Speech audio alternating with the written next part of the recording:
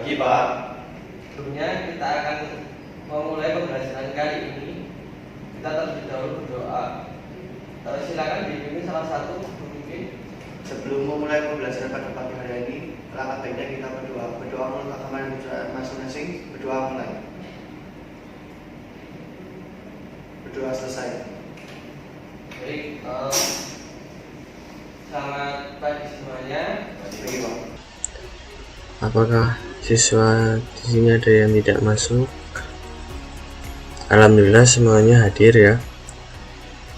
Nah, anak, kemarin kita telah belajar mengenai mesin freeze. Ada yang tahu nggak?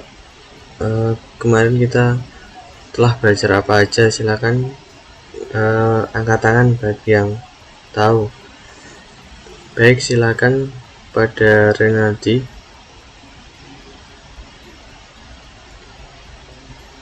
Nah ya, terima kasih atas jawaban Mas Renaldi.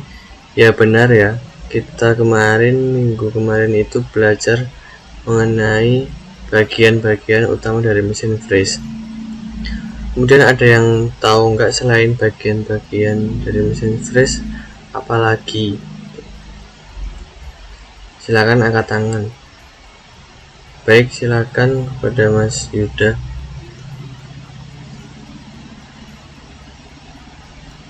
Ya benar. Ya, kita juga belajar mengenai perlengkapan dari mesin freeze ya.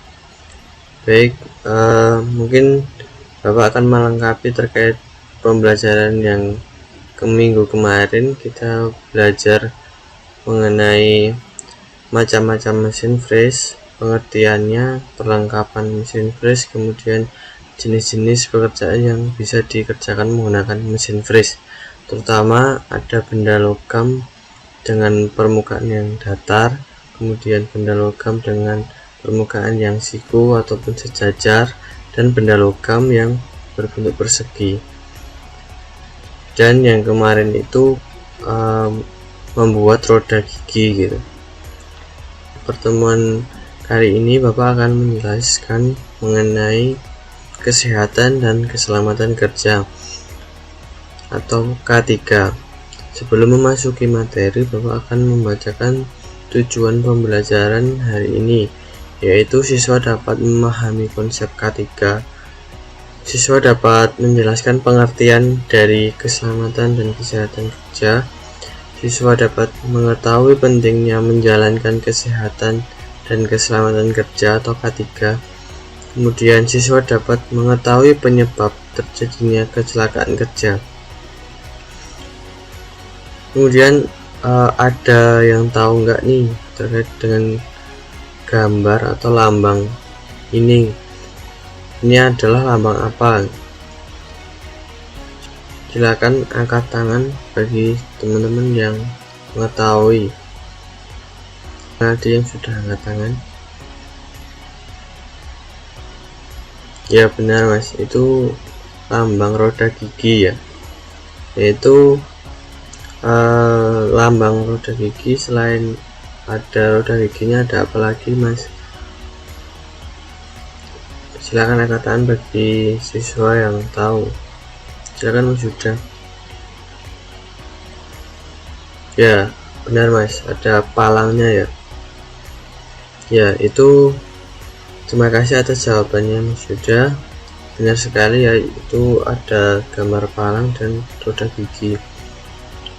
Nah, itu merupakan logo atau lambang dari K3. Baik, kali ini kita belajar mengenai K3.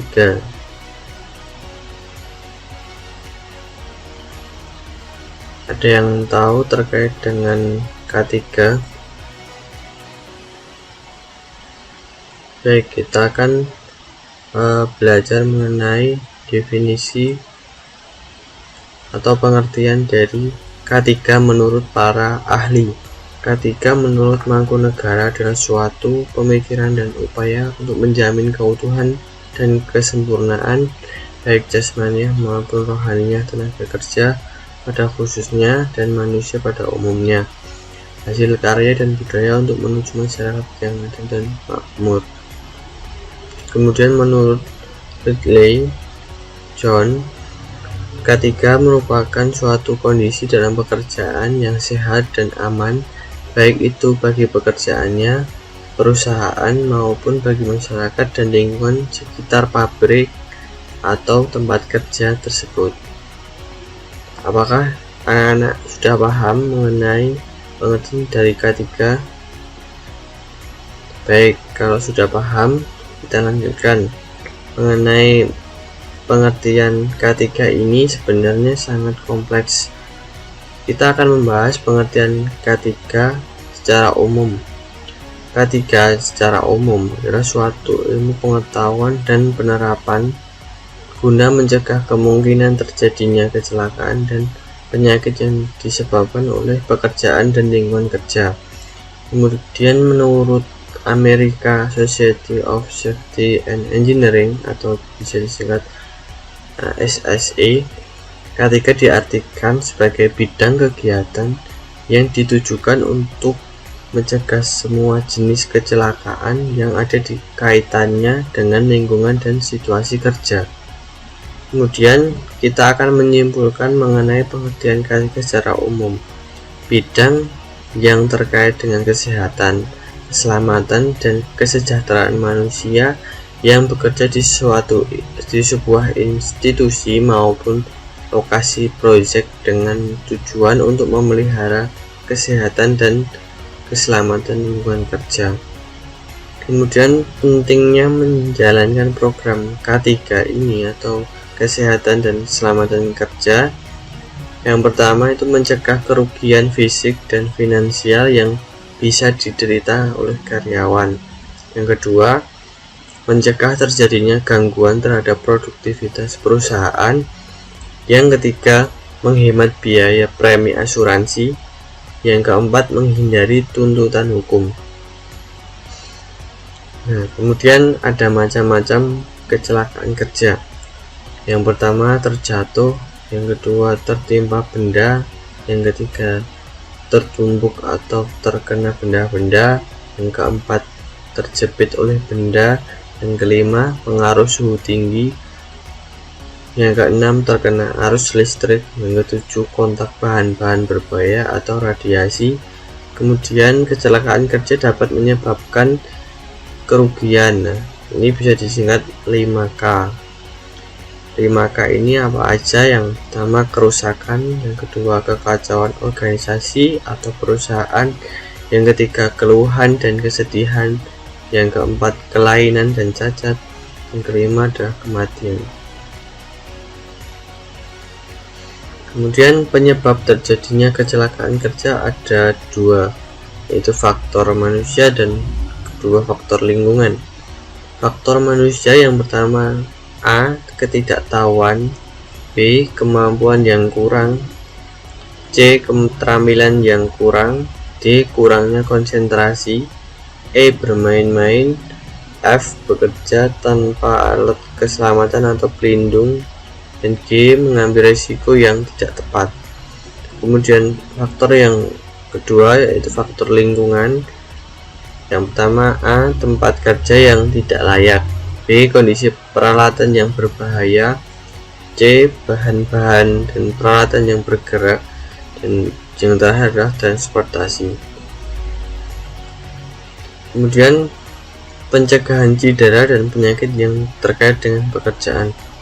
Yang pertama menyadarkan para karyawan mengenai bahaya-bahaya. Kemudian pencegahan cedera dan penyakit yang terkait dengan pekerjaan. Yang pertama menyadarkan para karyawan mengenai bahaya-bahaya yang berhubungan dengan pekerjaan mereka. Kemudian yang kedua memasang alat-alat kontrol. Nah, kemudian undang-undang K3 yang ada di Indonesia, yang pertama ada Undang-Undang Nomor 1 Tahun 1970 tentang keselamatan kerja. Kemudian ada Undang-Undang Nomor 23 Tahun 1992 tentang kesehatan. Kemudian ada Undang-Undang Nomor 13 Tahun 2003 tentang ketenagakerjaan. Baik, sampai sini apakah dapat dipahami? untuk anak-anak sekalian. Baik, silakan kalau ada yang ingin ditanyakan bisa disampaikan. Apakah dari masing-masing anak-anak ini sudah mengetahui terkait dengan keselamatan kesehatan kerja? Ya Pak, jadi keselamatan dan kesehatan kerja itu suatu pembelajaran atau dapat dikatakan sebuah keilmuan untuk mempelajari tentang bagaimana kita untuk bersikap di dalam dunia kerja Pak, berkaitan dan keselamatan dan kesehatan badan kita seperti itu Pak. Baik, bagus sekali terkait dengan jawaban dari Mas siapa? Yuda Pak. Oh, ya. Silakan membentuk 4 orang dalam satu kelompok. Nah, ini ada soal mengenai contoh dari K3.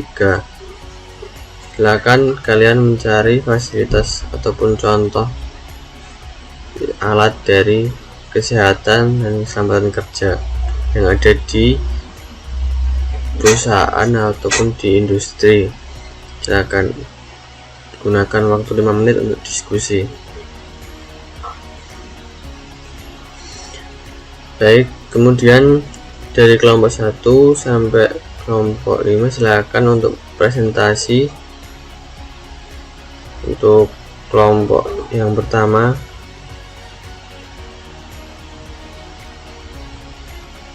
kemudian kelompok yang kedua, kemudian kelompok yang ketiga, kemudian kelompok yang keempat, kemudian kelompok yang terakhir. Baik, terima kasih. Masing-masing kelompok sudah mempresentasikan hasil diskusinya dan Bapak akan menyimpulkan mengenai contoh dari K3. Yang pertama itu tadi penyediaan alat pelindung diri atau APD. Yang kedua ada penyediaan peralatan keselamatan dan kesehatan kerja. Yang ketiga ada pelatihan keselamatan kerja, kemudian asuransi, dan yang terakhir ada fasilitas dan sarana prasarana untuk K3. Baik, terima kasih untuk pemaparan dari masing-masing kelompok. Anak-anak, apakah sudah mengerti mengenai materi kita mengenai kesehatan dan keselamatan kerja atau bisa disingkat K3? Baik, jika sudah mengerti semua dan sudah paham mengenai konsep K3, nah sekarang anak-anak tadi kita sudah belajar mengenai pengertian dari K3. Sekarang ada yang bisa menyimpulkan tidak dari keseluruhan materi hari ini?